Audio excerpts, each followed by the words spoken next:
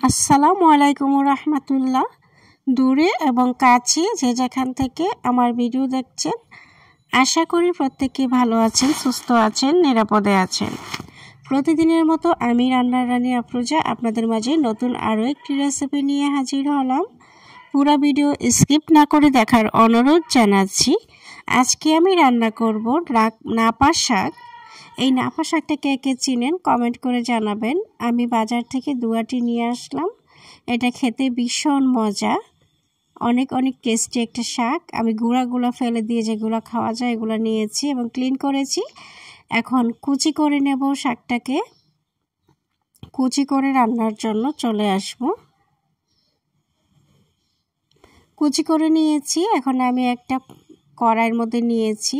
এখন দিয়ে দিলাম রসুন কুচি, পেঁয়াজ কুচি, তারপরে মাঝখান থেকে ফালি করে কাঁচামরিচ, স্বাদ মতো লবণ, আধা চামচ পরিমাণ হলুদের গুঁড়া, আধা চামচ পরিমাণ ধনিয়া গুঁড়া। এই উপকরণগুলোকে দিয়ে আমি চুলাটাকে অন করে দেব। তারপরে নেড়ে চেড়ে কুক করে নেব। শাক যে আমি ক্লিন করেছি, শাকের গায়ের পানি দিয়েই মূলত শাকটা সিদ্ধ হবে। আমি যেভাবে যে প্রসেসিংয়ে শাক রান্না করছি, যে কোনো শাক এভাবে রান্না করলে খেতে দারুণ টেস্টি হয়।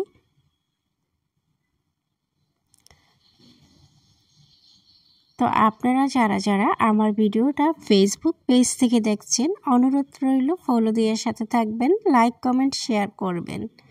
আর যারা আমার ভিডিওটা ইউটিউব থেকে দেখছেন, অনুরোধ করছি আমার চ্যানেলটাকে সাবস্ক্রাইব করে দেবেন এবং রান্নার নতুন রেসিপি পাওয়ার জন্য পাশে থাকা বেল আইকনে টিপ দিয়ে ওকে করে দেবেন। যখনই আমি নতুন কোনো রান্নার রেসিপি আপলোড করব, আপনার কাছে নোটিফিকেশন চলে যাবে।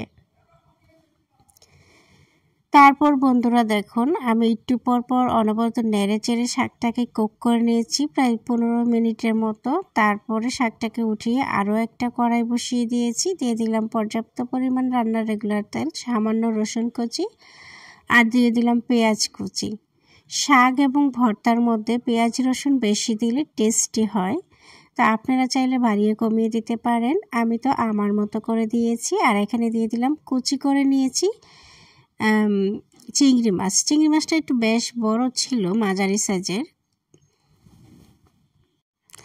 তো এরকম মাঝারি সাইজের চিংড়ি মাছ দিয়ে শাক রান্না করলে ভালো লাগে না, একটু কুচি করে নিয়েছি, মানে ছোট চিংড়ি মাছ হলে ভালো হয়।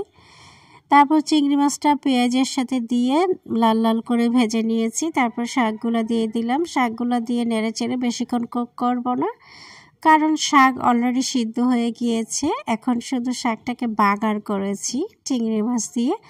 আর দিয়ে দিলাম কিছু ধনিয়া পাতা। ধনিয়া পাতাটা ফ্রোজেন করা ছিল। দিয়ে নেড়ে চেড়ে 1 মিনিটের মতো কুক করে চুলাটাকে অফ করে দেব। আর এভাবে এত সহজ এবং সিম্পল করে আমি রান্নাটা দেখিয়েছি। এভাবে রান্না করলে খেতে সত্যি বলছি অনেক বেশি টেস্টি হয়। একদিন ট্রাই করে দেখবেন। আর নাপা শাক এখন বাজারে ওঠে, এখন শীতের মৌসুম, এটা শীত আসলে পাওয়া যায়, সব সময় আমি পাই না।